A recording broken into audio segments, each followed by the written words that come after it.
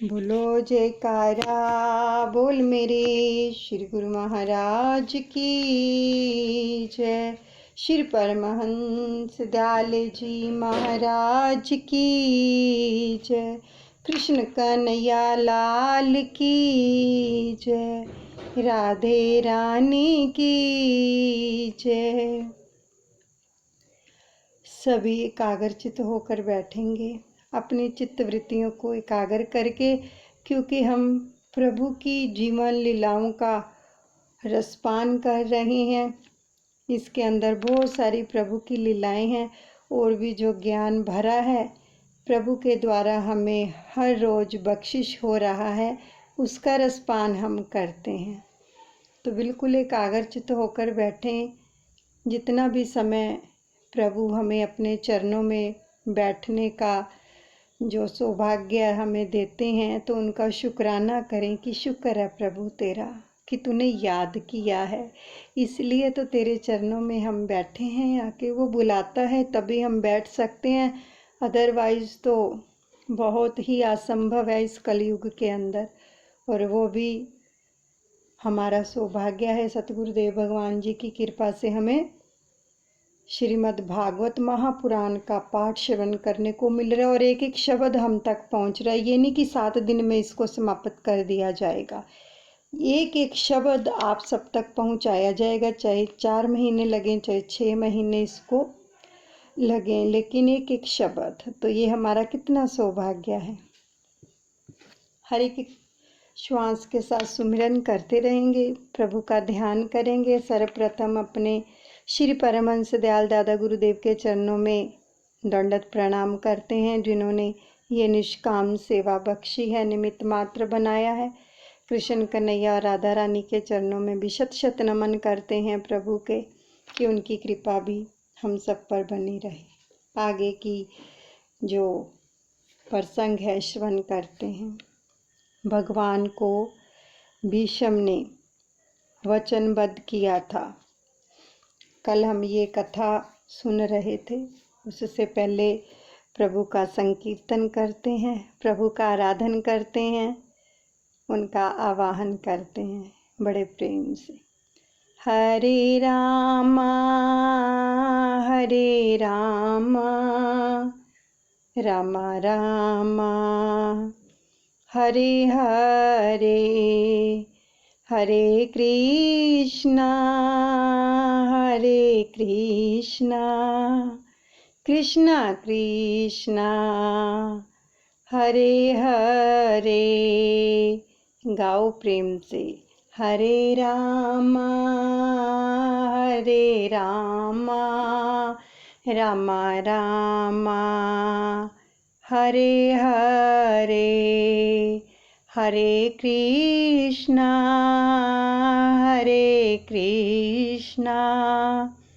कृष्णा कृष्णा हरे हरे। आगे का प्रसंग आ रहा है।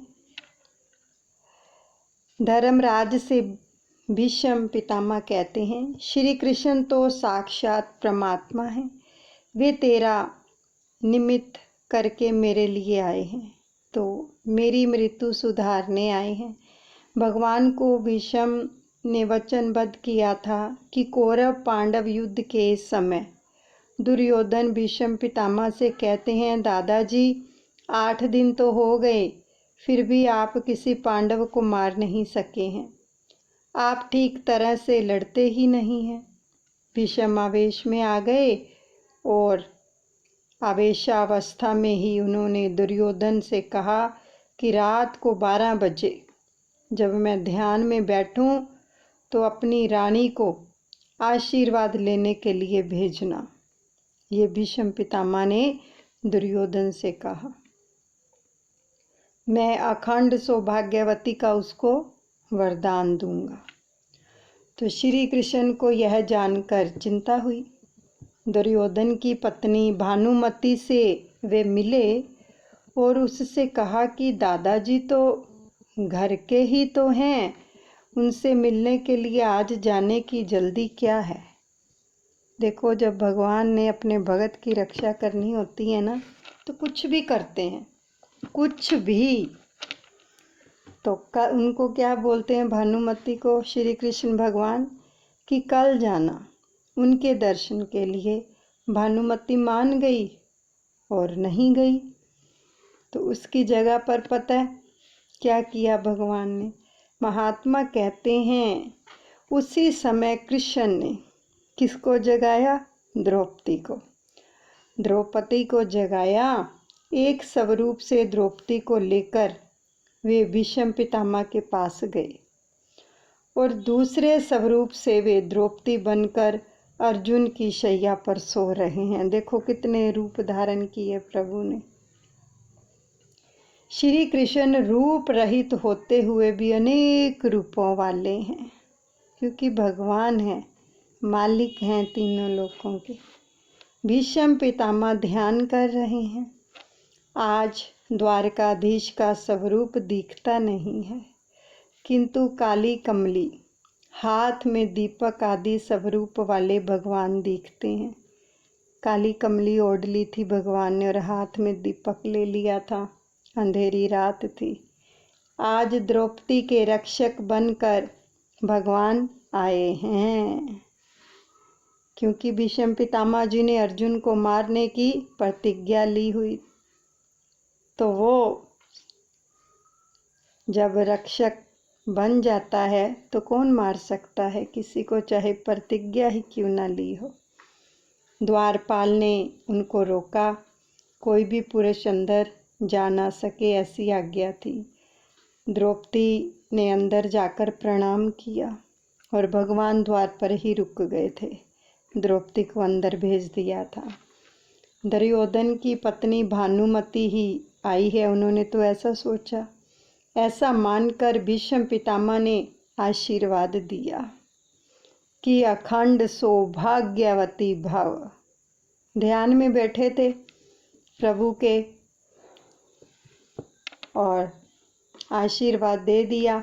तो द्रौपदी ने पूछा, दादाजी आपका आशीर्वाद सच होगा? भीष्म ने पूछा कि देवी तू कौन है? द्रौपदी ने उत्तर दिया, मैं पांडव पत्नी द्रौपदी हूँ। भीष्म पितामह ने कहा कि मैंने तुझे आशीर्वाद दिए हैं तो सच ही होंगे। पांडवों को मारने की प्रतिज्ञा मैंने आवेशवश की है, आवेश में आके की है, सच्चे हृदय से नहीं। तुझे सच्चे हृदय से आशीर्वाद दिए हैं वे सच्चे ही होंगे। किंतु मुझे तू ये तो बता कि तू अकेली यहाँ कैसे आई? तुझे द्वारकानाथ के सिवा और कौन लाया होगा? उनको भी पता था कि कृष्ण के सिवा कोई ऐसा कार्य कर ही नहीं सकता। तो भीष्म पितामह दौड़ते हुए बाहर आए। श्री कृष्ण को उन्होंने कहा कि आज तो मैं आपका ध्यान करता हूँ, किंतु अंतकाल में आपका स्मरण ना जाने रहेगा या नहीं रहेगा। देखो, इसीलिए कहते हैं कि अंतिम समय के लिए अरदास जरूर किया करो कि हमारा अंतिम समय सुहेला बना देना प्रभु। ऐसी अवस्था और ऐसी व्यवस्था कर देना, सारी जिंदगी चाहे नाम जपा हो, लेकिन अंत समय अगर प्रभु का ध्यान नहीं रहेगा ना, तो फिर जहाँ वृत्ति जाएगी वही सब भुगतना पड़ेगा। तो क्या कह रहे हैं भीष्म पितामह? किंतु अंत काल में आपका सिमरन ना जाने होगा या नहीं। प्राण प्रयाण के समय वात पित्त आदि के प्रकोप से गला जो है रुंध जाएगा। तो वैसे समय में आपका स्मरण कैसे होगा प्रभु? सो अंत समय में मेरी लाज रखने को पधारिएगा, ये प्रार्थना कर रहे हैं भीष्म पितामह श्री कृष्ण भगवान से। अंतकाल में भयंकर स्थिति होगी, उस समय मुझे लेने के लिए आइएगा। देखो, ये छोटी विनती नहीं है। ऋषि मुनि योगी तपस्वी कितनी कितनी तपस्याएं करते हैं। अंत समय सुहेला हो जाए, उस समय श्री कृष्ण ने भीष्म पितामह को वचन दिया कि मैं अवश्य आऊँगा।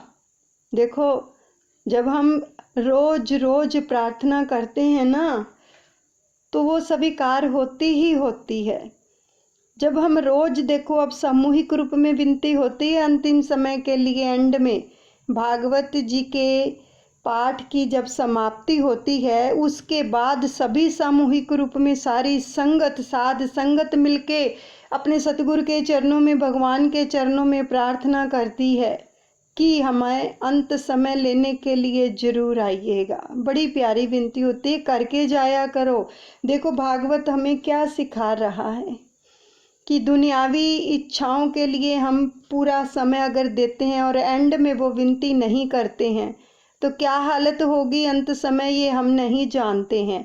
अगर प्रभु से हर रोज वादा लेंगे, उनसे प्रार्थना करेंगे, तो प्रभु ऐसी अवस्था और व्यवस्था जरूर बना देंगे अपने प्रेमी की कि जो मांग हो रही है उनके लिए हो रही है, किसी और वस्तु के लिए नहीं, केवल और केवल भगवान के लिए हो रही, कि आप आना लेने के लिए। देखो, जब कोई भी बच्चा कहीं जाता है, स्कूल जाता है, तो जिस दिन वो माँ या अपने पिता से कहेगा कि आज मुझे स्कूल से लेने के लिए आप आना, तो माँ और पिता जिसको भी बोला होगा वो समय से पहले पहुंच जाते हैं कि छुट्टी होने वाली है, हम अपने बच्चे को लेके आए। ऐसे भी हम भी भगवान के बच्चे हैं, हमें प्रार्थना ये जरूर करनी चाहिए। ये नहीं कि हम जो मर्जी मांगते रहें बस वही काफ़ी है, नहीं। सबसे अहम बात तो है अंत समय की, अंत समय कैसा होगा। तो प्रभु से रोज प्रार्थना करो। देखो ये भागवत जी में भी आ रहा है।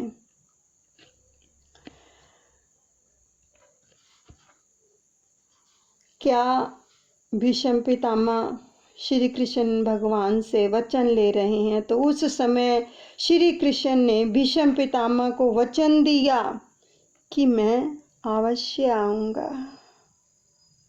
उनको दिए गए वचन का पालन करने द्वारका नाथ पधारे थे। प्रभु से रोज प्रार्थना करो कि मेरी मृत्यु के समय जरूर आना। भागवत जी में वचन आ रहे हैं। क्या हमने कभी की है ऐसी प्रार्थना? हम धन्य है जो इस ग्रुप से जुड़े और हर रोज विनती होती है इसके अंदर अंतिम समय की। प्रभु से रोज प्रार्थना करो कि मेरी मृत्यु के समय जरूर आना प्रभु। शरीर ठीक हो तो ध्यान जाप हो सकता है, लेकिन अंत काल में दुख से देहानुसाधान होता है, जिससे परमात्मा का ध्यान करना बहुत ही कठिन है, बहुत ही कठिन। अंत समय बहुत ही कम लोग होते हैं जिनको प्रभु का ध्यान आता है, नहीं तो बहुत मुश्किल, दर्द, पीड़ा होती है।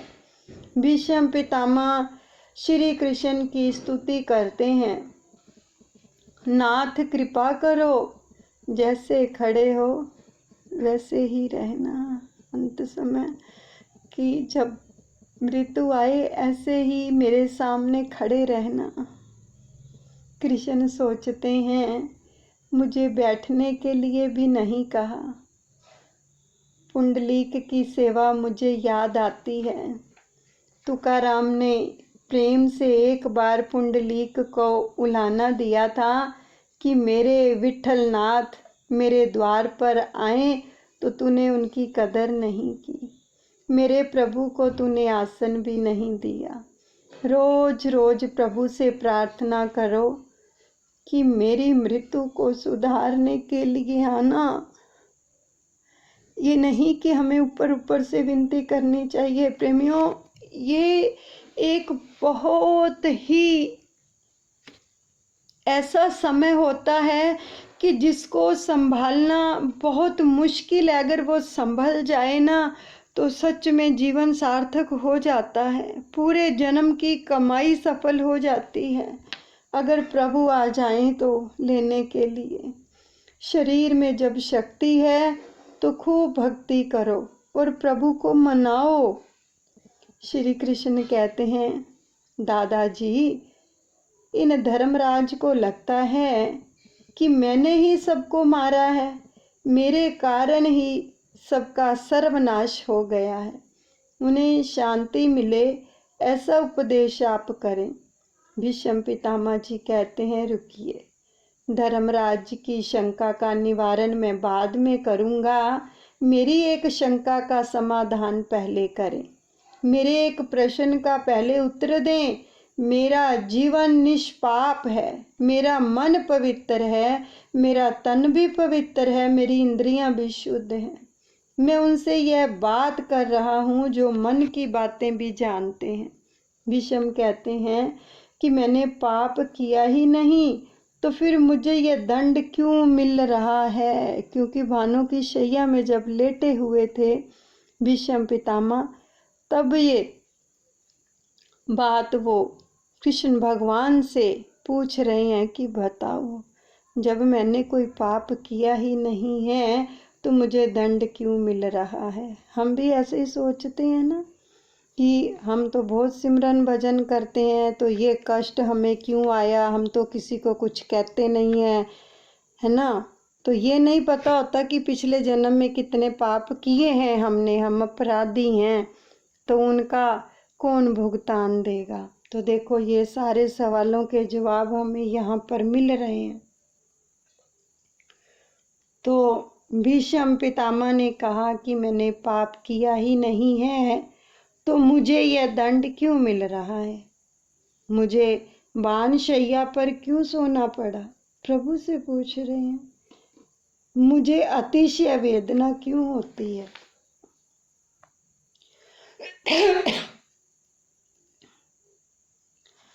मैं निष्पाप हूँ, फिर भी मुझे क्यों सजा देते हैं? भगवान कहते हैं, दादाजी, आपने कोई पाप नहीं किया है, ये सच है। इसी कारण से तो मैं आपसे मिलने के लिए आया हूँ। आपने स्वयं कोई पाप नहीं किया, फिर भी आपने अपनी आंखों से पाप होता हुआ देखा है। आपने जो पाप देखा उसी की यह सजा है। कोई पाप करे उसे देखना भी पाप है। आपके सामने कोई पाप कर रहा है, हम उसको हटा नहीं रहे हैं, तो ये भी पाप है। किसी के पाप का विचार करना भी पाप है, किसी का पाप देखना नहीं, सुनना भी नहीं, और किसी से कहना भी नहीं। अगर किसी की कोई बुराई आप देख लेते हो, उसकी चर्चा मत करो, किसी से मत कहो। ये देखो, भागवत जी हमें सिखा रही हैं। लेकिन हम चर्चा करने से हटते नहीं हैं। अगर थोड़ी सी भी किसी की बुराई मिल जाती है तो उसकी खूब चर्चा करते हैं, तो वो पाप बनते हैं। तो जो किया हुआ सिमरन होता है वो सब निष्फल हो जाता है, तो फिर उसका भुगतान हमें देना पड़ता है। भीष्म कहते हैं कि वह पाप मुझे याद नहीं आ रहा है। मैंने कौन सा पाप देखा है? मुझे तो सब कुछ याद रखना ही पड़ता है। याद करें दादाजी कि एक बार जब आप सभा में बैठे थे तो वहाँ दुशासन द्रौपदी को ले गया था। आप उस समय वहीं थे। द्रौपदी ने कहा था कि धूत में सब कुछ हारा हुआ पति अपनी पत्नी को दाव पर लगा नहीं सकता। दुर्योधन ने कहा था कि अब द्रौपदी दासी बनी है, उसे निवस्त्र करो। उस समय द्रौपदी ने आपसे कहा था कि हारे हुए पति को अपनी स्त्री दाव पर लगाने का अधिकार नहीं है। दादाजी, आप न्याय करें कि मैं जीता हूँ या अजीता। उस समय आपने कहा था कि दुर्योधन का अन्न ग्रहण करने से मेरी बुद्धि कुंठित हो गई है, और आप चुप रह गए। ऐसा घोर पाप सभा में हो रहा हो और आप उसे देखते रहें, यह आप जैसे ज्ञानी को शोभा नहीं देता। ये श्री कृष्ण भगवान फरमा रहे हैं पितामह से। द्रौपदी का अपमान आप सभागृह में देखते रहे। द्रौपदी को आशा भी थी आपसे, जैसे ज्ञानी सभा में है तो वे न्याय करेंगे। आपने उस समय द्विधावंश होकर अन्याय को रोका नहीं, अतः निराश होकर द्रौपदी ने पुकारा, हे कृष्ण द्वारकावासिन याद नंदन कौरवै प्रभुता माँ की ना जाना केशव। तो द्रौपदी की पुकार सुनकर मैं वहाँ गुप्त रूप में आया था। मैंने सब कुछ देखा। दुशासन द्रौपदी की साड़ी खींच रहा था और आप केवल देखते हुए बैठे थे। सभा में हो रहे अन्याय हो आपने चुपचाप होने दिया। इसी पाप का आपको यह दंड मिल रहा है। भीष्म पितामह ने नमन किया तो उन्होंने फिर धर्मराज को उपदेश दिया। स्त्री धर्म, आपद धर्म, राज धर्म, मोक्ष धर्म आदि समस्याओं का महाभारत के शांति पर्व में बोध है। फिर परम धर्म बताया। युधिष्ठिर ने पूछा कि सभी धर्मों में से कौन से धर्म को आप श्रेष्ठ मानते हैं? किससे जप करने से जीव मरण रूपी सांसारिक बंधन से मुक्त होता है? तो भीष्म पितामह ने कहा, सुथावर जंगम रूप संसार के स्वामी ब्रह्मा आदि देवों के देव, देश काल और वस्तु से अपरिच्छिन्न क्षर अक्षर से श्रेष्ठ पुरुषोत्तम के सहस्र नामों का निरंतर तत्परता से गुण संकीर्तन करने से मनुष्य सभी दुखों से मुक्त होता है।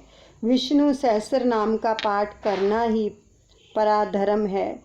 शिव महिम्न और विष्णु सहस्र नाम का रोज पाठ करो। शिव जी की स्तुति करने से ज्ञान मिलता है, ज्ञान से भक्ति दृढ़ होती है। विष्णु भगवान की स्तुति करने से पाप जल जाता है। विष्णु सहस्र नाम के पाठ करने से ललाट पर लिखे हुए विधाता के लेख भी बदल जाते हैं। जन्म मरण के बंधन से जीव को वह मुक्त करता है। भगवान शंकराचार्य को विष्णु सहस्र नाम का पठन बहुत प्रिय था, तो उन्होंने सबसे पहले विष्णु सहस्र नाम पर ही भाग्य लिखा। उनका अंतिम ग्रंथ है ब्रह्म सूत्र का भाष्य, शंकरा भाष्य, और फिर उन्होंने कलम छोड़ी थी।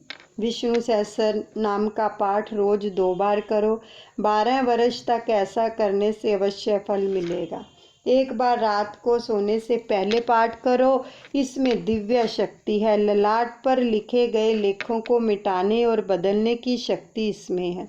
गरीब आदमी विष्णु याग कैसे कर सकता है, परंतु यह विष्णु सहस्र नाम का 15,000 पाठ करें तो उसे विष्णु याग का पुण्य मिलता है। भोजन की भांति भजन का भी नियम होना चाहिए। 12 वर्ष तक नियम पूर्वक जो है सत्याकर्म करो, फिर अनुभव होगा। चाहे कोई भी काम हो, भगवान का भजन नियमित करो। जिस परमात्मा की कृपा से सुख मिला, पुत्र मिला, उस ठाकुर जी की सेवा समरण जीव ना करे तो इससे बड़ा पाप और कौन सा होगा। फिर भीष्म पितामह ने भगवान की स्तुति की और बोले, हे नाथ, आपका दर्शन मैं खाली हाथों से कैसे करूं?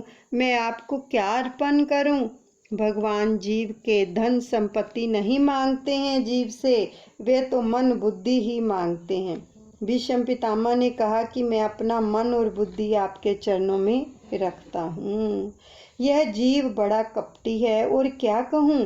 कोई संकट आ जाए और रण छोड़ राय जी का दर्शन करने जाता है, वहीं 11 रुपये भेंट करता है और कहता है कि हे नाथ, मैंने अदालत में अपने भाई पर दावा जो है दायर किया है, मेरा ध्यान रखना। ध्यान रखने से उसका मतलब कि अदालत में साथ जाना। वह वकील को तो 307 रुपये देगा और ठाकुर जी को 11 रुपये में ही समझा देना चाहता है। भगवान कहते हैं कि मैं तो सब कुछ देखता हूँ, जानता हूँ और समझता हूँ। मैं तो तुम्हारे दादा का भी दादा हूँ। लक्ष्मी जी जब भगवान से पूछती हैं कि आप अपने भक्तों को दर्शन क्यों नहीं देते हैं, तब भगवान कहते हैं कि वह दाता बदले में क्या लेना चाहता है वह भी तो देखो। भगवान को तुम अपना मन, अपनी बुद्धि, अपना हृदय अर्पित करो। भीष्म पितामह स्तुति करते हैं कि हे भगवान, केवल एक बार मुझसे कहो कि मैं तुम्हारा हूँ। देखो, भगवान से कह रहे हैं कि एक बार आप बोल दो कि मैं तुम्हारा हूँ। तो भक्ति ही मृत्यु को सुधारती है, सार्थक करती है।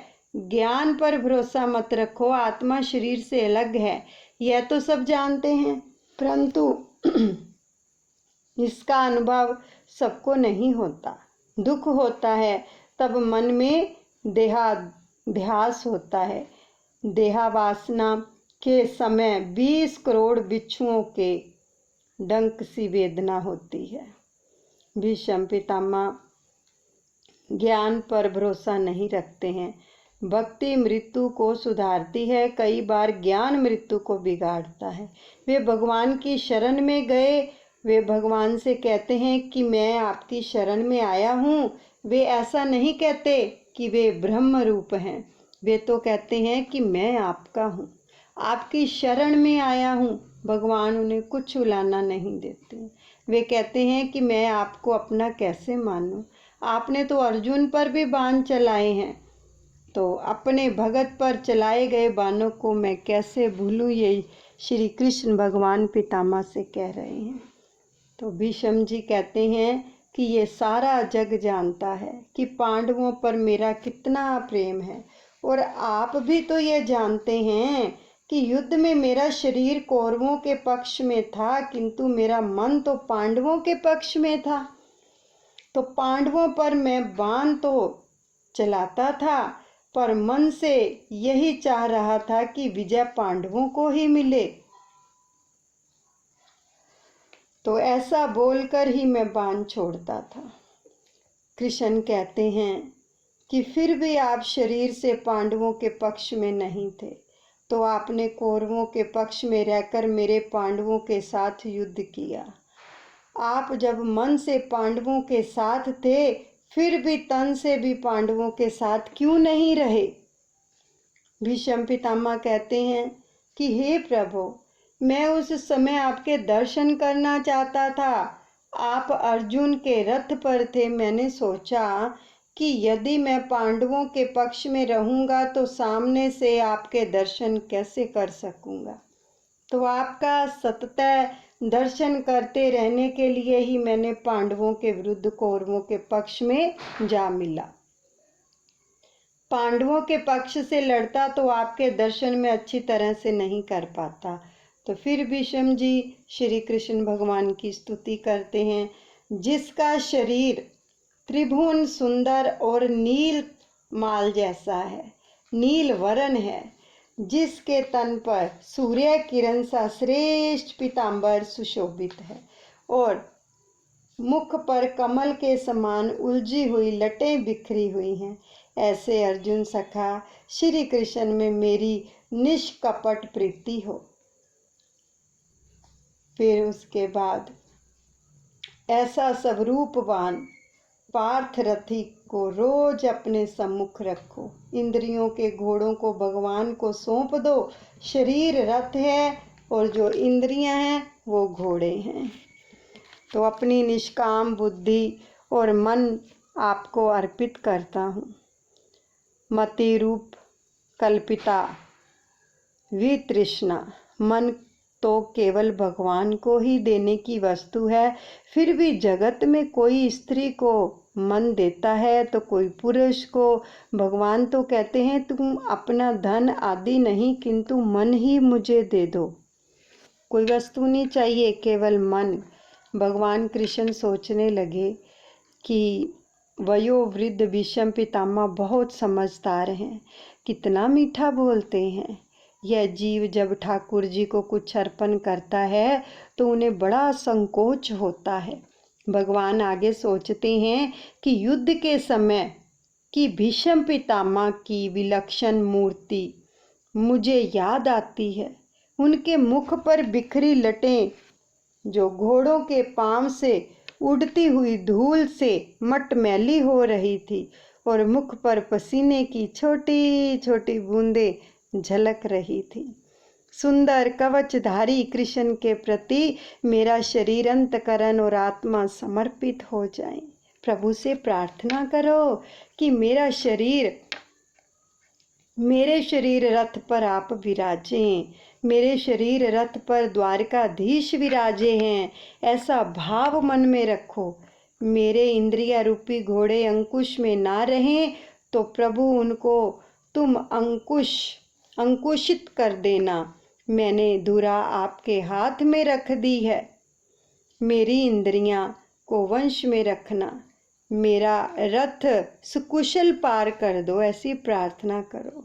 प्रभु की शरण ग्रहण करने वाले का ही मरण सुधरता है। हे नाथ, जगत में आपने मेरी प्रतिष्ठा कितनी बढ़ा दी है, मुझे कितना सम्मान दिया। मेरी प्रतिज्ञा रखने के लिए आपने अपनी प्रतिज्ञा छोड़ दी। श्री कृष्ण ने महाभारत के युद्ध में कोई भी अस्त्र शस्त्र धारण न करने की प्रतिज्ञा की थी। भीष्म ने कहा कि मैं तो गंगा पुत्र हूँ, मैं तो ऐसा युद्ध करूँगा कि कृष्ण को अस्त्र वस्त्र धारण करने ही पड़ेंगे, मैं उनसे हथियार चलवा कर ही रहूँगा। तो भीष्म के बाणों से अर्जुन मूर्छित हो गया और फिर भी वे बाण वर्षा करते रहे। कृष्ण ने सोचा कि यदि भीष्म बाण चलाते रहेंगे तो मेरे अर्जुन की मृत्यु हो जाएगी, तो महान अर्थ होगा, मेरी प्रतिज्ञा चाहे छूट जाए। देखो, भगवान ने जो प्रतिज्ञा की अपने भगत के लिए, अपने सखा के लिए, वो प्रतिज्ञा भी तोड़ देते हैं। भगवान रथ पर से कूद पड़े। जो जो लीला आ रही है उसको विजुलाइज करो कि ये हम सब कुछ हकीकत में देख रहे हैं भगवान की लीलाओं को, और श्वासों के साथ सुमरन करो उस प्रभु का, तभी हमें ये सब लीलाएं सुनने का, रसपान करने का आनंद मिलता है कि एक लय हो जाओ प्रभु में। भगवान रथ से कूद पड़े। सिंह की भांति दहाड़ते हुए वे रथ चक्र लेकर भीष्म की ओर दौड़ पड़े। भीष्म ने उसी समय कृष्ण को नमस्कार किया और भगवान का जय जयकार किया। हरे कृष्णा कृष्णा कृष्णा हरे हरे, हरे रामा रामा रामा हरे हरे। भक्तों की प्रतिज्ञा पूरी करने के लिए भगवान अपनी प्रतिज्ञा को तोड़ देते हैं। ठाकुर जी की यह भी एक लीला है। भगवान भक्तों का पूरा पूरा सम्मान करते हैं। वे मानते हैं कि चाहे मेरी पराजय हो पर भक्तों को विजय होनी ही चाहिए, भक्तों की विजय होनी ही चाहिए। भीष्म कहते हैं कि मेरी और कृष्ण दोनों की प्रतिज्ञा पूरी हुई। उस समय भगवान के दो रूप मैं एक साथ देख रहा था। ये भीष्म पितामह कह रहे हैं कि उस समय भगवान के मैं दो रूप एक साथ देख रहा था। एक स्वरूप रथ पर विराजित है और दूसरा रथ से कूदकर चक्र लेकर दौड़ रहा है, सुदर्शन चक्र लेकर दौड़ रहा है। अर्जुन मूर्छित होने से घोड़े रथ को कहीं गड्ढे में ना गिरा दें, ऐसा सोचकर भगवान का एक स्वरूप रथ संभालता है, और उस रूप ने तो कोई भी शास्त्र धारण नहीं किया था।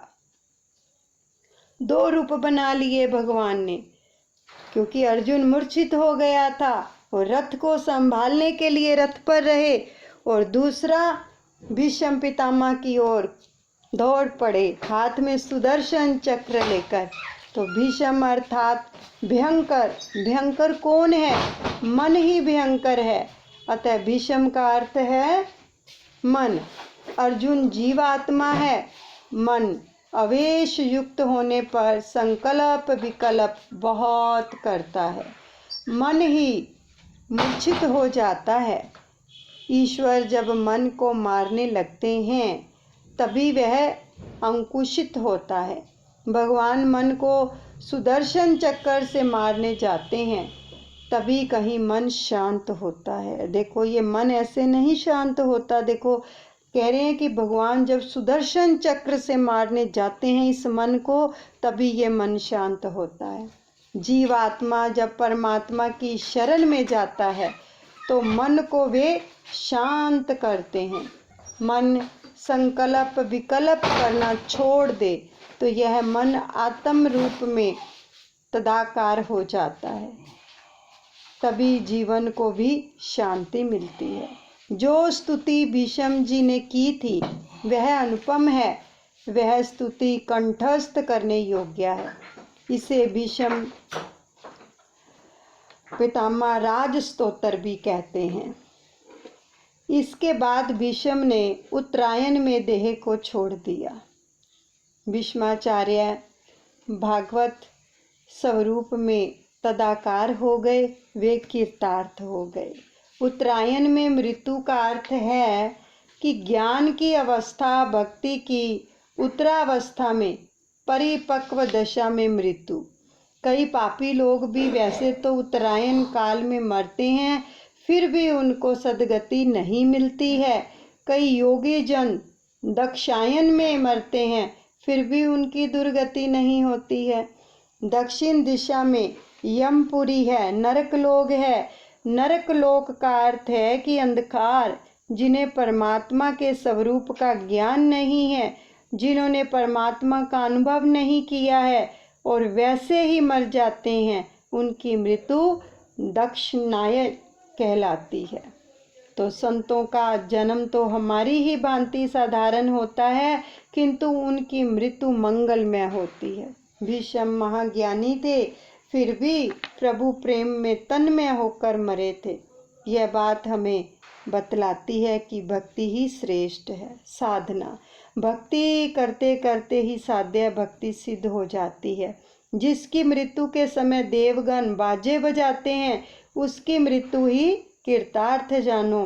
भीष्म के प्रयाण के समय देवों ने ऐसे ही किया था कि ऐसा काम जग में करो कि जब तुम आए जग में तो वह हंसा तुम रोए, ऐसी करनी कर चलो तुम हंसो जग रोए। मानव जीवन की अंतिम परीक्षा उसकी मृत्यु ही है। जिसका जीवन सुंदर होगा उसकी मृत्यु भी मंगलमय ही होगी। जिसका मरण बिगड़ा उसका जीवन भी व्यर्थ रहा। मरण तब सुधरता है जब मानव प्रत्येक क्षण को सुधारता चलता है। जिसको समय के मूल्य का भान होता है और विगत संपत्ति फिर प्राप्त हो सकती है, किंतु विगत समय पर कभी नहीं मिलता। प्रत्येक क्षण का जो सदुपयोग करेगा उसी की मृत्यु मांगलिक होगी। कण कण का सदुपयोग करो और क्षण क्षण का भी। एक भी कण का और एक भी क्षण का दुरुपयोग ना करो। कण का जो दुरुपयोग करता है वह दरिद्र बनता है और क्षण को जो व्यर्थ खर्च करने वाला जीवन बिगाड़ता है। प्रतिदिन संयम को बढ़ाओ। प्रतिपल को ईश्वर का स्मरण करता है। जो भी स्मरण करता है प्रतिपल उसकी मृत्यु भी सुधरती है। भीष्म जीवन संयमी रहे थे। संयम बढ़ाकर प्रभु के सतत स्मरण की आदत होने से मरण सुधरेगा। जीवन का अंतकाल बड़ा कठिन है, बहुत कठिन है। उस समय प्रभु का स्मरण करना आसान नहीं है। हम कहते हैं ना कि हम सब कुछ करते हैं तो मरते समय भी हम प्रभु को याद कर लेंगे, ऐसा संभव ही नहीं है। ये भागवत जी कह रही हैं। जन्म जन्म मुनि जतन कराही, अंत राम कहीं आवत नाही। समस्त जीवन जिसकी लगन में बीता होगा वही अंतकाल में उसे याद आएगा। ईश्वर तब तक कृपा नहीं करते जब तक कि मनुष्य स्वयं कोई प्रयत्न ना करे। देख लो, हम कहते हैं ना, कई बार हमें साधु संत महात्मा कहते हैं भजन करो, तो हम कहते हैं होता नहीं है, बैठा नहीं जाता है ना, हमें नींद आती है। तो क्या फरमा रहे हैं प्रभु? मनुष्य जब तक स्वयं प्रयत्न नहीं करता उस पर प्रभु भी कृपा नहीं करते हैं।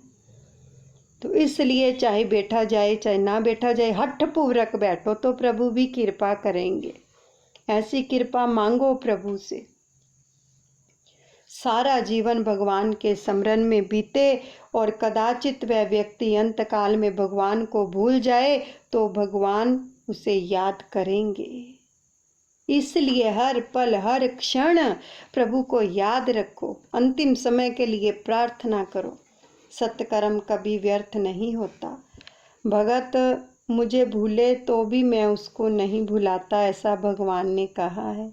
तो भीष्म पितामह की मृत्यु को उजागर करने के लिए द्वारकाधीश पधारे थे। भीष्म पितामह ने महाज्ञान का विश्वास नहीं किया और उन्होंने प्रभु की शरण ली।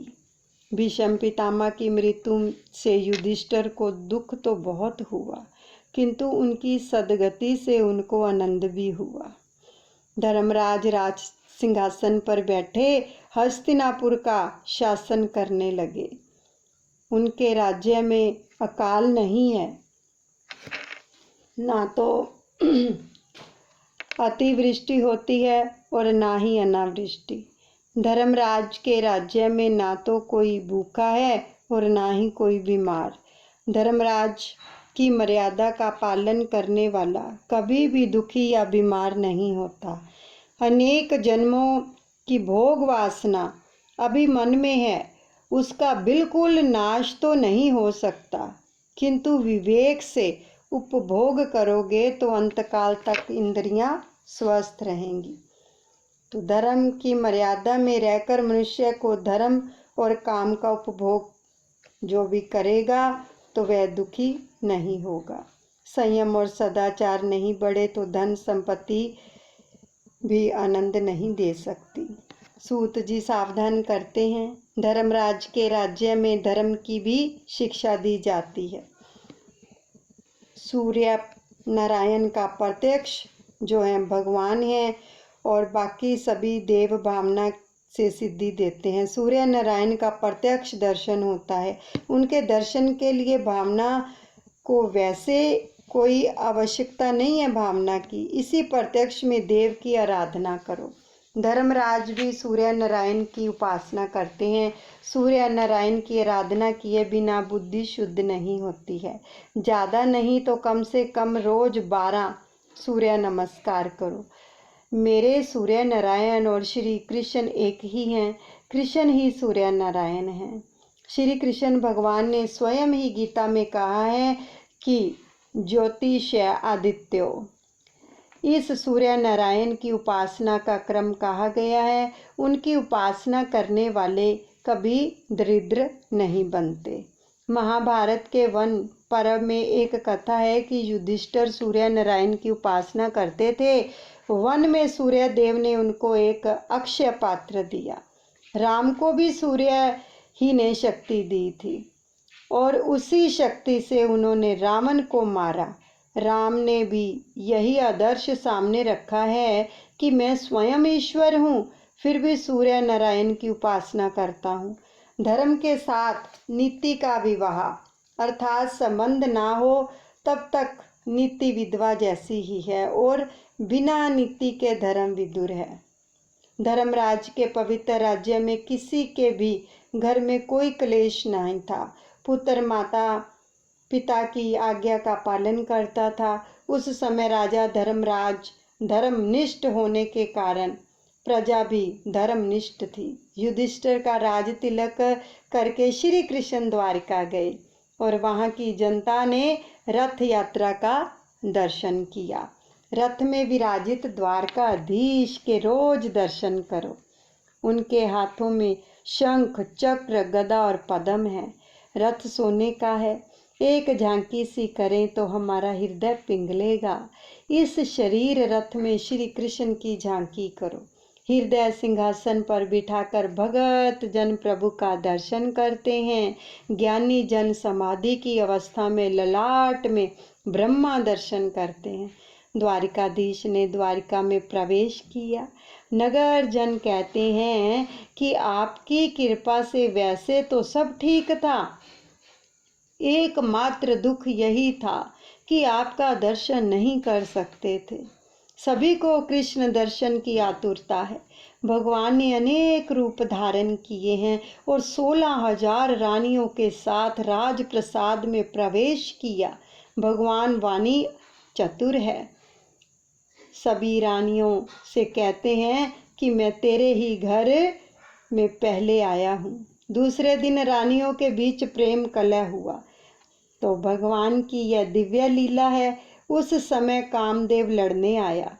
रास लीला में कामदेव पराजित हुआ था।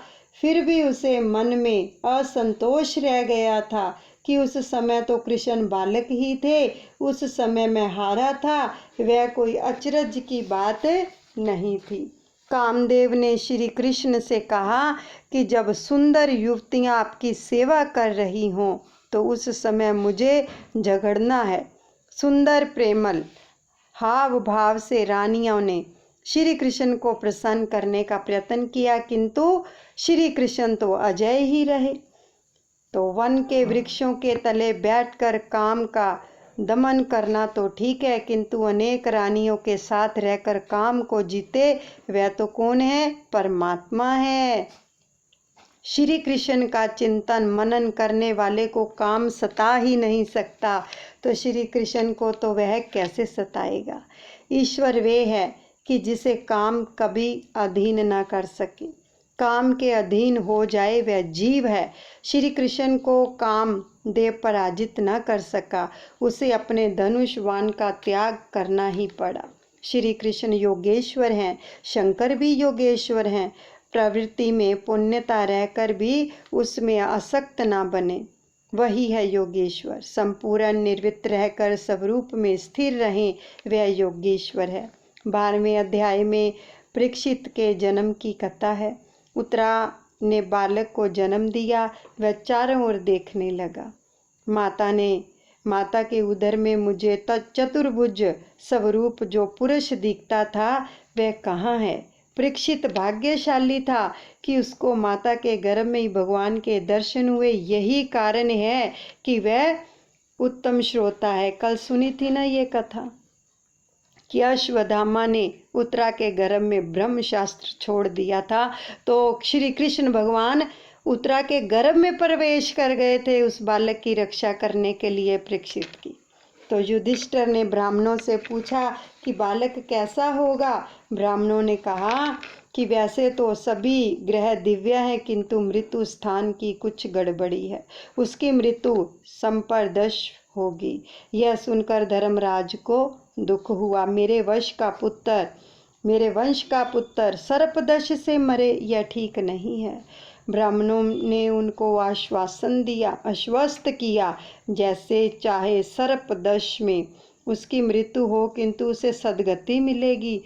उसके अन्य ग्रह शुभ हैं। उन ग्रहों को देखकर लगता है कि इस जीवात्मा का यही अंतिम जन्म है।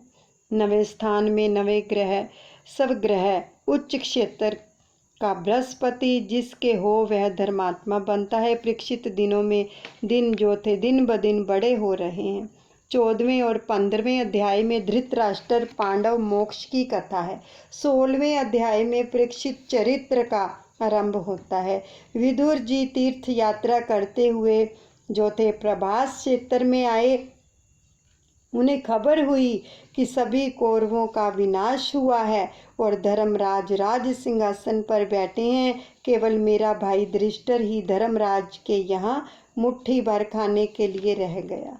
विदुर जी आए और धर्मराज ने उनका स्वागत किया। विदुर जी सम्मान मांगते नहीं आए थे, अपने बंधुओं को बंधन मुक्त कराने के लिए आए थे। जो विदुर जी थे वो अपने बंधुओं को बंधन मुक्त कराने के लिए आए थे। तो उन्होंने 36 वर्षों तक तीर्थ यात्रा की। संत तीर्थों को पावन करते हैं। आगे की कथा कल श्रवण करेंगे। यहीं पर प्रभु के चरणों में इसको विराम देते हैं। हरे रामा रामा रामा हरे हरे, हरे कृष्णा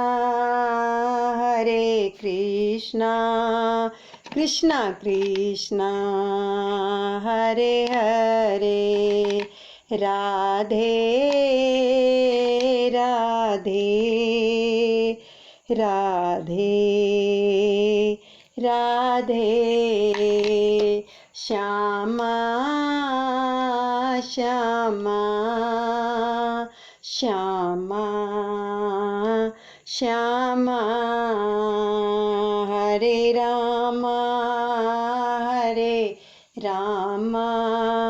रामा रामा हरे हरे हरे कृष्णा कृष्णा कृष्णा हरे हरे।